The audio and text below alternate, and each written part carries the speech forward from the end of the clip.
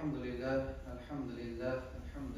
الذي جعل صلاة الجمعة من شعائر الإسلام وفرضها على أمة محمد عليه الصلاة والسلام لتكون مكفرة للذنوب طاهرة للأثم. ونشهد أن سيدنا وسندنا ومولانا محمدا عبده ورسوله المرسل بالدعوة إلى دار السلام، صلى الله تعالى عليه وعلى آله وأولاده وأزواجه وأصحابه وخلفائه الراشدين المرشدين من بعده ووزرائه الكاملين في عهد خصوصا منهم على الأئمة خلفاء رسول الله على التحقيق أمير المؤمنين حضرة أبو بكر وعمر وعثمان وعلي وعلى بقية صحابة رضوان الله تعالى عليهم أجمعين. اتقوا الله إن الله مع الذين اتقوا والذين هم محسنون. أعوذ بالله من الشيطان الرجيم. بسم الله الرحمن الرحيم. إنا أنزلناه في ليلة القدر وما أدراك ما ليلة القدر. ليلة القدر خير من ألف شهر. تنزل الملائكة والروح فيها بإذن ربهم من كل أمر. سلام هي حتى مطلع الفجر. صدق الله العظيم. Allah Rabbimiz bizlerge deyip Ramazan ayında olan mübarek bir işlerin faziletlerini anlatır için ayrı bir sure indirdi. Bu da olsa Kadir suresi. Allah Rabbimiz ayette İnna enzelnahu fi leyletil qadr. Hakkıkta biz ana Kadir kişinde indirdik diyor. Kadir kişinde indi. Ve ma adraka ma leyletul qadr. Nefse suhul Kadir kişi. Kadir kişi yani Allah Rabbimiz Kur'an-ı Kerim'de %14 sure arasından ayırıp alıp bir sure indire Kadir kişi turunda hem onun sıfatlarını anlatıyor. Allah Rabbimiz bir neçe punkt anlatır. Kadir kişinin fazileti turunda.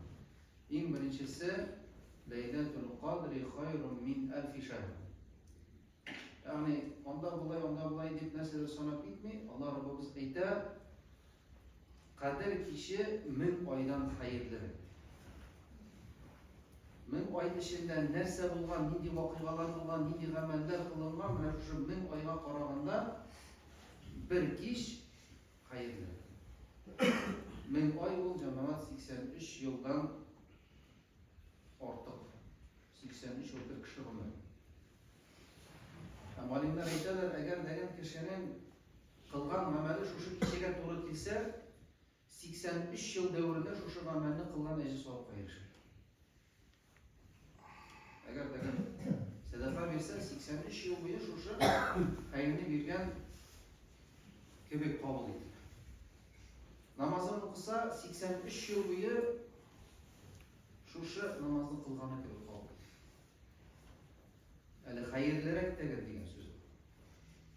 Allah Rabbimiz ayette Kur'an-ı Kerim'de Rabbimizin sözü. Hayrun min elfi şehr. Andagan aytdilar ki evvelki kişiler Allah aytganlar eğer degan bizge aytsalardi şu 365 günün birisinde Kadir kişi var. Hem bu Kadir kişinin şunday faziletleri var deb aytsalar şu kişini tabat için biz gün sayın ibadette ötkürerek diyor. Neyse aytırga kolayını kaçan bizden mağlum Kadir kişi koydu iken. Ramazan ayının ahir 10 gününde, Ramazan ayının ahir 10 gününün 90'larında. 5 gün cemaat.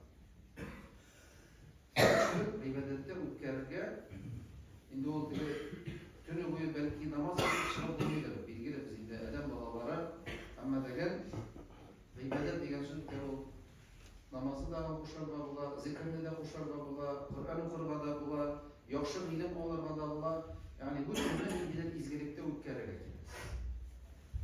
Ama da mana bugun bizning kecha bu kuni 21-kuni edi, bugun oshxonasi 22-kuni ko'ra, ertaga 23.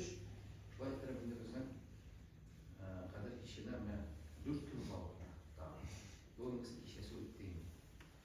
Hem Allah Rabbimiz Allah Teala'da hayrun min elfi şehr tenezzelul melâ. Nişti bu kişiler, nişti nindi vakıgalar varlıkla kila bu kişiler. Allah Rabbimiz ayette tenezzelul melâiketi ve ruh. Arap dilinde tenezzele diyen glagol, fiil var. Onun manası var nezele. Nezele diyen söz ine.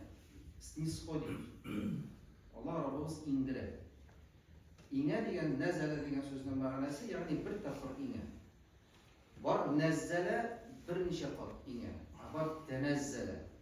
Mana shu tanazzala g'alabini qo'llanadi Alloh taolo Qur'oni Karimda aytadi tanazzalul malaikatu var ruh. Bu kishada tanazzala degan so'z bir to'xtovsiz gil inə farishtalar. Tushadi. Kish oqshomdan olib fajrga qadar. Mana shu oralikda bir to'xtovsiz yer yuzina farishtalar inadi. Narsaga? Tanazzalul malaikatu var ruh. Farishtalardan birga ruh Jabroil alayhissalom turgan so'z bor. Eng buyuk farishtalardan 600 qanotli ham payg'ambarlarga Alloh taolodan kelgan vahyni indirishi farishtalar bilan birga Jabroil alayhissalom narsaga keladilar. Fiha bi izni robbihim min kulli amr. Allohning butun amrin tushirilishi. Bu kishada bizning bir yillik taqdir yoziladi. Bu kishada bizning bir yillik rizq belgilandi. Bu kishada bizning bir yillik voqealar uchradi. Yil bo'yi bo'lmasa. Ham bu voqealar nima bo'lasin? Allah Rabbimiz bizning amallarimizga qarab belgilab ekan. O'zimizning amallarimizga qarab, ham niyatimizga ko'ra o'zimizni. Biz bilamiz, biz endi Şaban oyida Ramazon oyi yetgancha birat kishi stulga qarab ketgan edik. Birat kishasida Alloh Rabbimizga bizning qilgan amallarimiz topshiriladi. Aqadir kishida shu topshirilgan amallarning negizine ko'ra Alloh taolo kelasi yillik rizqni, voqealarni, ningidir ishroqlarni deb aytib, uchrashuvlarni belgilab bizga qadir kishimizga bildiradi. Hozir qo'li jamoat mana shu oyat-i karimada surada Alloh taolo bizning qadir kishimizga sizga bunda boyliqqa inadimi, tinchlikqa demi bu ayta bir to'xtovsiz ingla, narsa ingla Allohning amrini to'shib, farishtalar va shu amalni olib chiqadi. Hamul ming oydan xayrliroq. Bu tasvirlama, bu kashista, bu sifatlar indejida bizga bu kishini ibodatda o'tkazadi. Lekin biz bir vaqtni indedik, adam bo'lar biz anlamaymiz, bu inalar deyilgan mumkin. Ya arayda bir yillikdir, nechik so'ydi hozir qadar, boshqamaydan qadar deb aytgan. Yo'q jamoat. Ko'z oldingizga keltirsangiz, sizning bir yil umringiz belgilanadi. Yo'qdan 365 kuningiz belgilanadi, nechik o'tasi, endi voqealar bo'lsa, endi rizq kelasi. Biz bir vaqtda ikkita borasizlar o'tadi. Hazrat davay boshqamaymiz.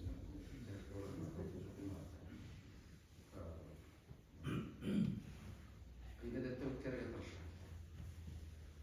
Hamdagan jamoat deb aytdilar, agar degan biz mana qadir kishini kutib, balki to'g'ri kelmasdan mumkin. Mana o'tkazdik. Balki kunida to'g'ri kelmasdan mumkin, lekin Alloh taolo bilar endi bizni. Ular bizning tirishlarimizni bo'lib chiqargan mumkin, balki biz shu 5 kunning 3 kunida tunni ibodatda o'zlarda to'g'ri kelmadi, ikkisida bo'lgan edi. Lekin tega 3 kun uchun Alloh taolo qadir kishini aytgan ajrni bergan. Alloh Rabbimiz yumardi. Biladik bu bizning zavat ekanini.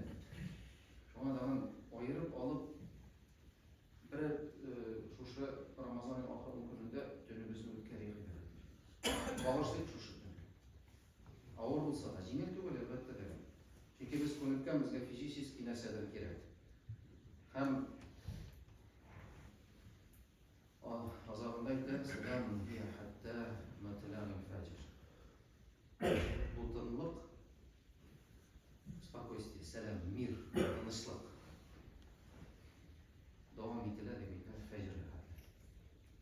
Bu tun buzuqlikdan, nosharlikdan emin tun. Alloh taolo rahmati bilan bizga berilgan tun. Shundan bu kunlar jamoat yilga birgina keladi. Erişemizin biz bana yok mu bilmiyoruz. Biz soruyoruz kavramına Rabbim Allah bulayıktır, bulay mısın, tıklay mısın? Alık da bana şu tünne bir bedette olsun. Anladın mı? O bir iş. O bir iş. O vakıhalarına şöyle bir şey. O kişilerin gitir işi. Biz değil.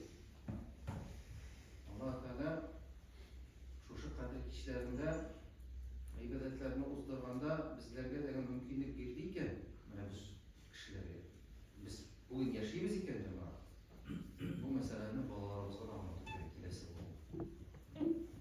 Nindidir tününü mümkün olan karşılap ondan sonra mümkün uzat almışa tün yuklamışa uzdurga karaganda mana bu hakiki tünne yuklamış uzdurga layıklı tün. Bizning yer yüzünde adamlar için, adam balalar için gayetler bayram olsa, ferişteler için iki bayram var iken. Birisi berat kişisi, birisi kader kişisi.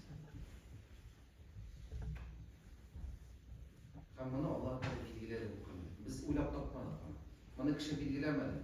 De oysa konu koyarız. Hayda bu konu koyarız. Yok. Bunu Allah Teala bilgiler. Tamam. Taraşlık büyük cemaat Allah Teala rizalarına erişirler karşı.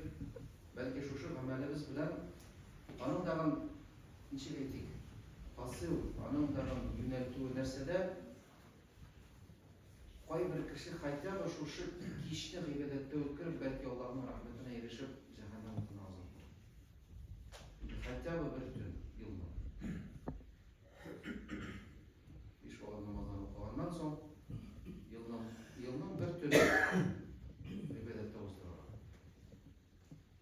Yani prensipinde bir kazım var. 365 günün bir tünün gıybedette uzdurur. Bağışlap niyete Allah Teala her kaysımızga şu kadir kişilerinde hem de yıl devrinde değişik derecede amel kalıp Allah Teala'nın birgen nimetlerine vayımsızlık göstermişe gerisince hürmet gösterip ibadette ötkerip Allah Teala'nın yollarına erişerek hafızlığı nasip olsun.